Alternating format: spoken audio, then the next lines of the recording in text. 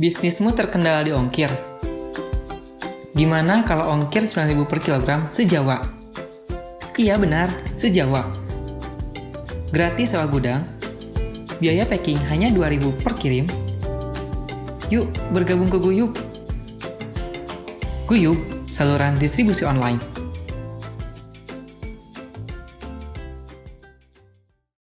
Tiba-tiba ada suatu kabar yang tidak mengenakan. Ibu dari koki tersebut sakit keras dan dia harus pulang ke kampung halamannya. Tidak bisa dikatakan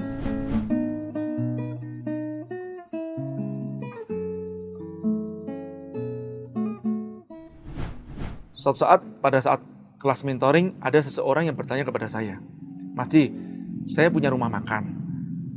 Laris banget dulu." Kenapa bisa laris? Karena memang kokinya ini memang jago banget masaknya. Bisa dikatakan hampir setiap orang yang datang ke situ selalu memuji masakan dia dan datang lagi. Singkat cerita, rumah makan saya rame pada saat itu. Tiba-tiba ada suatu kabar yang tidak mengenakan. Ibu dari koki tersebut sakit keras dan dia harus pulang ke kampung halamannya. Tidak bisa dikatakan berapa lama. Nah, saya nggak bisa nunggu dong Mas Ji.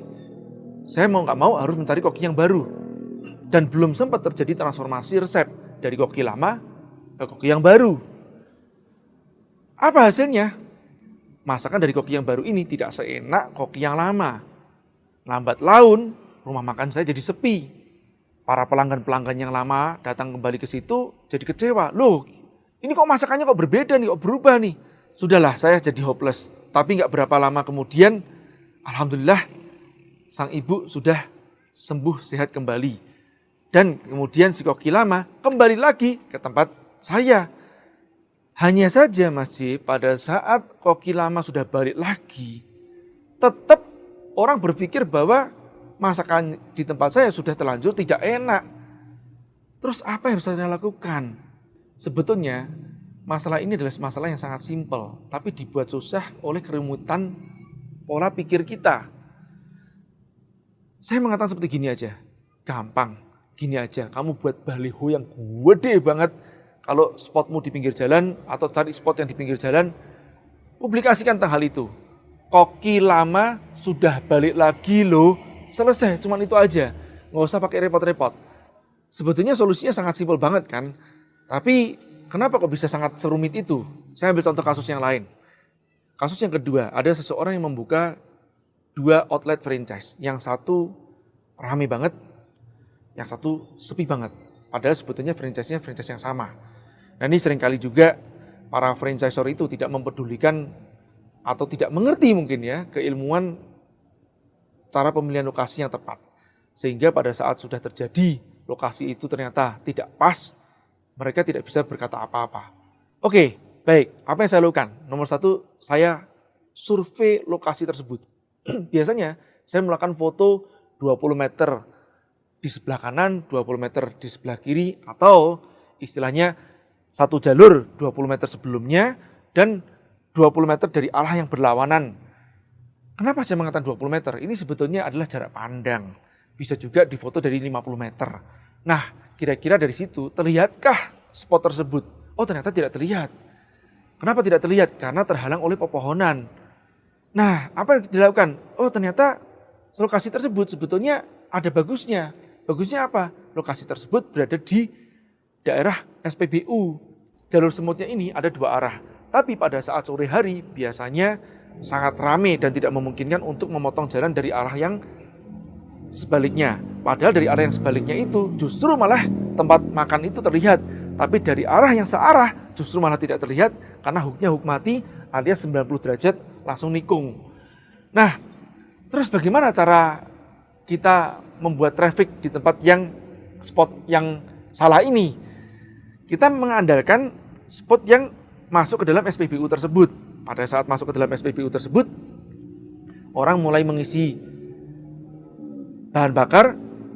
Pada saat mengisi bahan bakar, dia akan melihat kemana? Ke area tembok. Nah, di tembok itulah tempat kita memasang spanduk yang besar. Coba tengok belakang atas. Ini kebetulan memang spotnya jelek banget ya.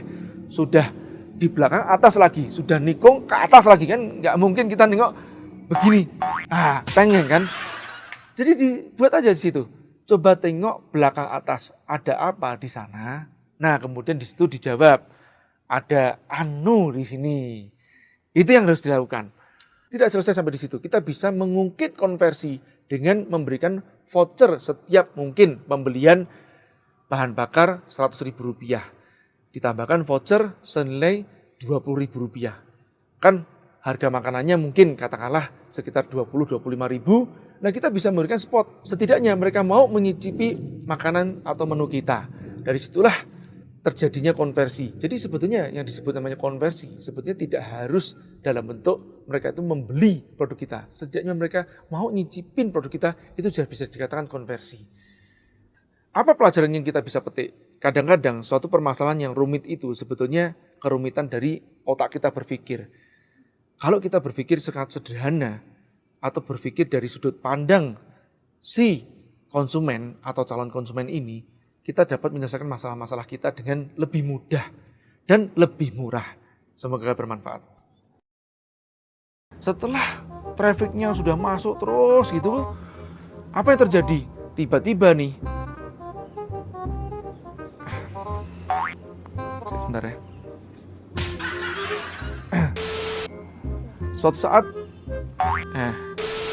Tiba-tiba suatu saat koki ini mendapatkan musibah. Aduh, gatel nih, tunggu. Di sebuah kelas mentoring ada seseorang yang berkana. Di sebuah kelas mentoring ada yang nggak usah dilakukan dengan dia ya.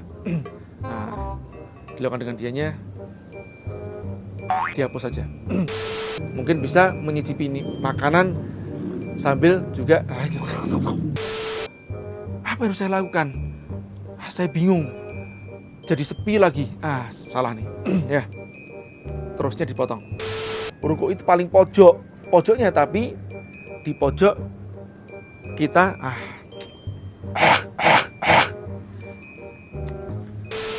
Jadi